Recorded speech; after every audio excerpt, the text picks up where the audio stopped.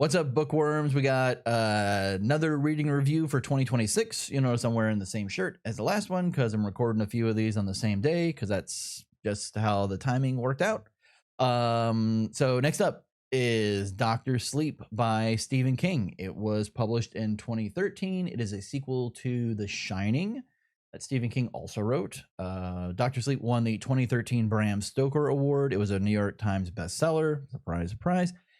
And it was also turned into a movie written and directed by Mike Flanagan that released in 2019. It also starred Ewan McGregor. The novel largely follows Danny Torrance, who, if you read or watched the original Shining, he's a little boy in that.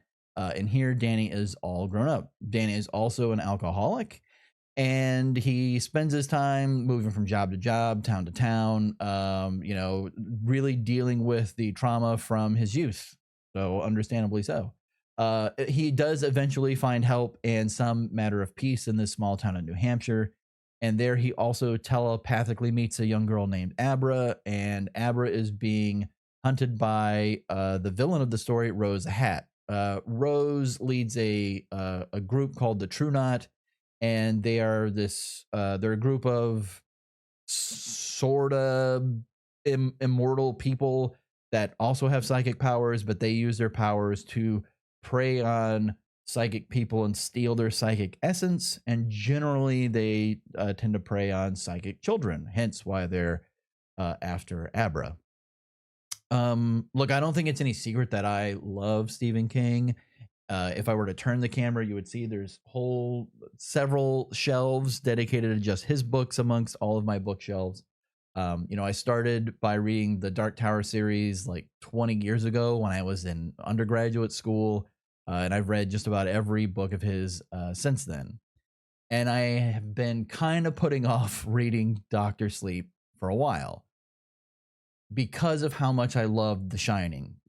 It's not that I didn't think that King could write a great sequel to his own novel. It's just, for me, The Shining is an untouchable, perfect novel. And I was like, I don't know if I want to go back to that world. Like, the way everything ended and wrapped up there was just so well done. I was like, I don't know that I want to revisit it. So then what made me decide to finally read this book, like, what is this, like 13 years after it came out? That's because I watched the movie because I really like Mike Flanagan, and I like he's really good at also adapting King's work. So I was like, oh, I'll watch the movie. So I watched Doctor Sleep. I really liked it. And I was like, oh, I definitely should read the book then. And then it was still several years before I read the book because that movie came out in 2019 and I'm only reading the book now. So, look, I have a lot of books that I want to read.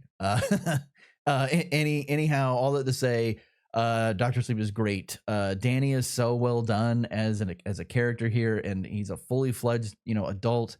That even when he's in his lowest moments, there you're still rooting for the guy. Like, you want him to pull himself out of this hole he's fallen into and succeed.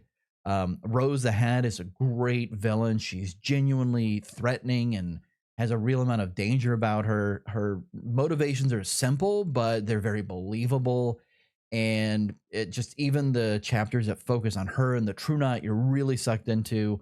Abra is this great new addition of a character that she kind of balances out like some of Danny's, darkness with like a little bit of lightness that from her.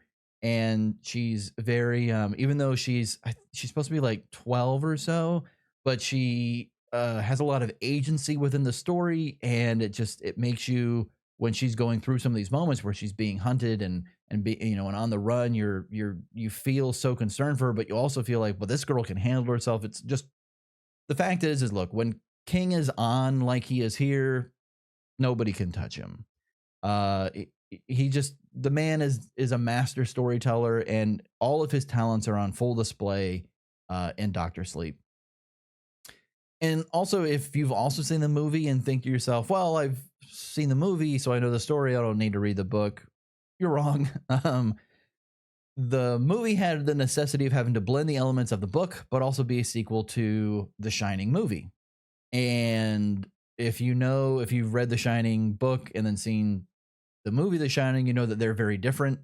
Especially the endings of them are very different. And the same is true here because Flanagan had to blend those different elements, and then with the Dr. Sleep story, it ends up being, you know, broad strokes similar, but also some broad strokes very different. So it's a similar but different story, and both are great, but the book's way better. Just like with the original Shining, the movie's great, but the book is way better. I know that's sometimes controversial because, you know, the Shining movie is, you know, a master horror movie. Well, the book's just better. That's just all there is to it.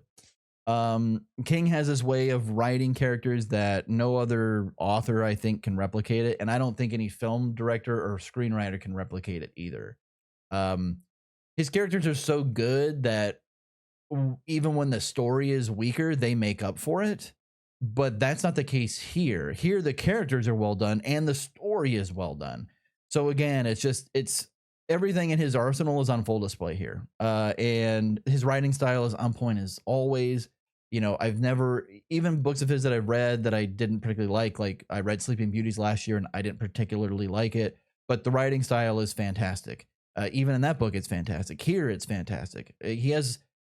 He's a storyteller. The way he tells a story, the way he writes it just leads you through a novel and you fly through. Like Dr. Sleep is it's a good sized book. And I just absolutely flew through it because it's absolutely amazing. If I had a critique, it would be that I would have liked more background on Rose and the True Knot. You get quite a bit in there, and it's enough for the story, I think. But I personally would, I'd like more. I could read a whole like prequel novel just about how they found each other and how they, you know, discovered they like feeding on the psychic essence of other people and where all of them came from and like where Rose is from and how she became the leader of the True Knot. Like I could read a whole book of that. So, you know, Steve-O, if you're listening, you know, write that because I'll buy it tomorrow and I'll read it tomorrow. But that would be my only critique, but it's not really a critique. It's just, I would like more of your excellent writing, please. So it's, you know, a very bland critique, but that's really all I've got. So we then always come to the question at the end, should you read Dr. Sleep? And it's like, yes, of course you should read Dr. Sleep. It's Stephen King. It's a sequel to The Shining. Go buy it, go borrow it, go get it. Just read the thing. Dr. Sleep, it gets 4.5 bookworms out of 5.